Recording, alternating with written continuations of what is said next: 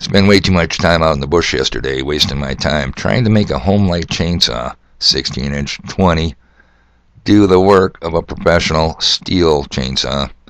Yeah, I can't believe I wasted that much time. It's a homeowner's toy, people. Just a heads up for you, in case you want to know, it does not belong out in the bush where you have to do heavy-duty cutting, bogs down continuously. What a waste of goddamn time. But science demanded it, so I did it. If pressed, I would have to dedicate this part of the podcast to the eternal optimists. You know the ones. It's getting better every day. I see normalcy coming back. I can see a light at the end of the tunnel. The light at the end of the tunnel. Okay, I see it too. But here's the difference. The big difference between highly trained watchmen on the wall, like yours truly, and the optimists. And here's the big difference, people. We know with certainty what that light is at the end of the proverbial tunnel. And I'm here to tell you this morning, there is nothing, no thing good about that light. Team Evil must play by the rules. And the rules mandate they must disclose what they are doing. And Team Evil does play by the rules. And there is nothing in the rules that says they can't disclose their plans concealed in plain view. And therein lies the problem. For far too many people have eyes, but they cannot see. You know, they can't see the forest because the trees are blocking their view. Employing subterfuge tactics, Team Evil has chosen to use entertainment, amusements if you will. Muse means to think, put an A in front of it. Amuse means to not think, to reveal their incredibly detailed plans. Sports is entertainment. It is an amusement. And there is no easy way to break this to some people. But I'll give it a try. Wake up and smell the coffee, because it doesn't matter. Does not matter in the least who won or lost yesterday. Today is another step along the path to destruction. And am I being dramatic? Nope, just being realistic. It really is this bad and getting worse. Time to put on your marching boots and get in lockstep with me, because I'm just getting started on Monday, the 9th of January, 2023. A quick shout out to Tawny C. Thanks for the PB cookies. Did not know you were coming to the bottom, Peter Pit. I steered clear yesterday. Way too many sports fans gathered for me in one spot. So, hail Hydra and release the Kraken? Are you kidding me? Is there anything good about either? I almost didn't get this podcast off today. Almost. I fell into a deep rabbit hole doing the research. But the good news is, I cured some more of my ignorance, and we are all ignorant people, on a lot of subject matter. Believe it or not, there is a new monochrona variant bearing down on us. It has an official alphanumeric name. Oh, it sounds so scientific. But it also has a very unusual nickname. I've got a couple of sound bites queued up. I think this is going to be a short podcast, because I'm not prepared to do it. I got sucked down a rabbit hole. God damn, I hate that when it happens. Bear with me here, people. Here we go. This is going to take some sleight of hand. I don't know if I'm up to it.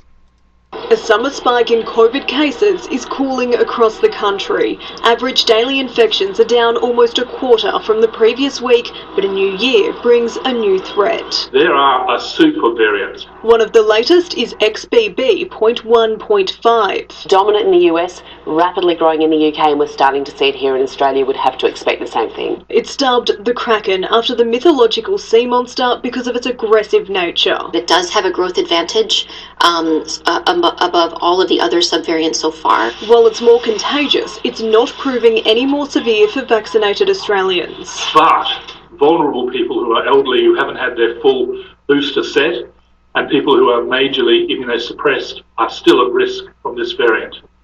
I don't know about you, but I miss being around people. And now that I'm fully vaccinated, I'm looking forward to sharing the best experiences my new home has to offer with our community. Can you imagine it? Puck drop for the first ever Seattle Kraken game. Did you get that? Puck drop for the first ever Seattle Kraken game? Released a Kraken? Well, so I'm going, what the F is the Kraken all about here? Well, just so it turns out, people, and I don't know what the hell's going on in the city of Seattle. Mayor's choice. It's awesome. I think the S logo is iconic. I think it captures not just the Kraken, it captures Seattle. And it's going to be a new iconic S for Seattle that into the future generations will grab it, they'll love it, And flying it over the city today, it's amazing. All right. Our great mayor raising a hell of a flag over the most beautiful city in the world. Here we go. Release. Ah! Kraken! Ah! Isn't that awesome? Look at that. There is a storm coming like nothing you have ever seen, and not a one of you is prepared for it. Do not fear the strong winds or angry seas. I'm watching apparently the first puck drop at the Seattle Kraken game, and they're putting on one hell of a show here, people.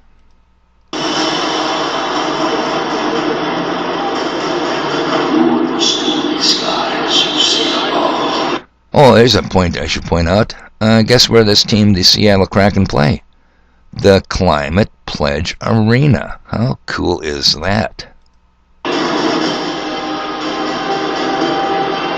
is a creature that dwells in the deep. The ice-shackled Kraken. The ice-shackled Kraken. Well, I wonder why they would say the ice-shackled Kraken. Well, true, hockey is played on ice, but might they be talking about Antarctica? I don't know. It's up for grabs for me. All right, people, tell you what. A pro hockey team that plays in the Climate Pledge Arena called the Seattle Kraken. A new city flag flying on the Space Needle. Just a big serpentine S. Did I say serpent S? Yes, that's what I said. Team Evil is telling us the truth. I don't understand why people don't believe them. I get it why they don't believe me. Who am I? But when they tell you, in their own words, using their favorite methods of amusements, people still don't believe them. It's just an amazing thing.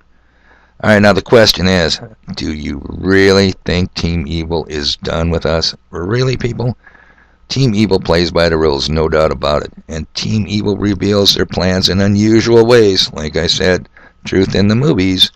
But their goal has never changed. Not one bit since day one. Thousands of years ago it started. And their goal? Team Evil wants us dead. There's no getting away from it. There's no getting away or getting around it. The light at the end of the tunnel? Don't be wishing that upon your asses real soon. Ain't good. Just ain't good. People, I got stuff to do. I'm gonna go out and waste some more time in the bush.